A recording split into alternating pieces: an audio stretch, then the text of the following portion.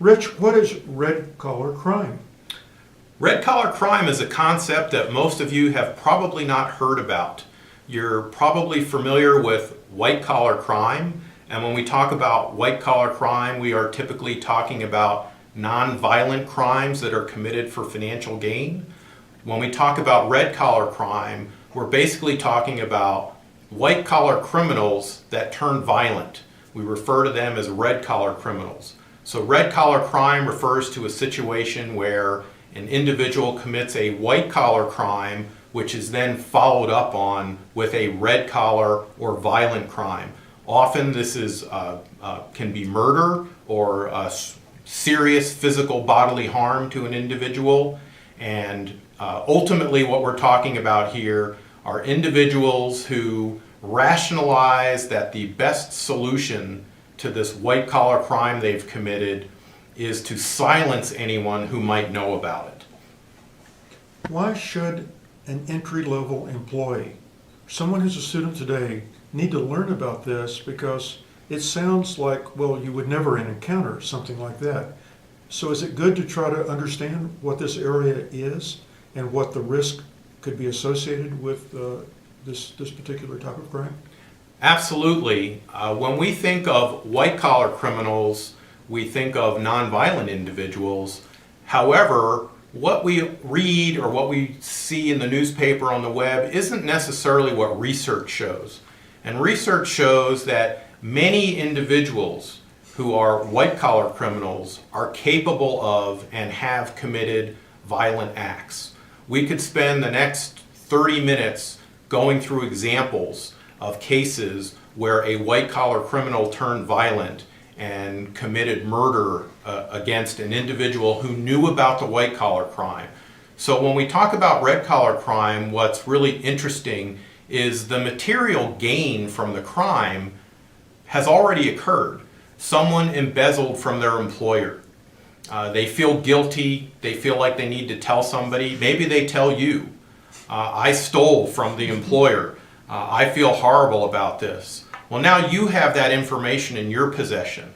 And you might not think about this, but what's possible and what does happen regularly is the guilt builds up inside of you.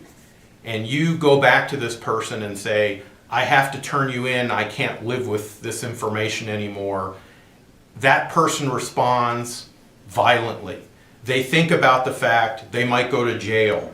They might be embarrassed. It might be on the front page of the newspaper. This person embezzled from the company. So potentially this person can react in a violent manner and attempt to kill you. There are lots of examples of this. So everyone needs to be aware of this. In your daily life you need to be aware of this. If someone tells you something that they've done that was illegal, you are now in a position where they are concerned whether you're going to turn them in. And we have all these examples, and they involve not just business people, but others, friends, relatives, family members. Red collar crimes are almost always committed against people who are on the inside, someone that they've known for a long period of time. It's a very dangerous situation. And so the moral of the story here is awareness. Know that this can happen to anyone. You don't need to be a corporate executive. You don't need to be a federal agent. Anyone is capable of getting in a situation where someone may react against them violently because of the knowledge that the other person has. What about a lower level where they don't actually get involved in committing a murder, but they threaten people to say, if you tell anyone, you and your family will suffer the consequences, or that type of thing? That type of threat, is that a form of red collar crime? It's basically leading up to a red collar crime, technically based on our definition of a crime where a violent act was committed. Technically it's not red collar crime, but those are additional warning signs. What we find in most red collar crimes is you don't get that warning. The person reacts in a very quick, blitz-like method, and you don't have the warning. You basically are just feeling their response to a situation. We talk about the fraud triangle when we talk about white collar crimes. In the red collar crime area, we talk about the fraud, homicide, concealment triangle. And the elements are the same. We have pressure, opportunity, and rationalization. But in a red collar crime situation, the pressure is, I'm going to lose my social status. I'm going to go to prison. I'm going to be embarrassed. My family's going to be embarrassed.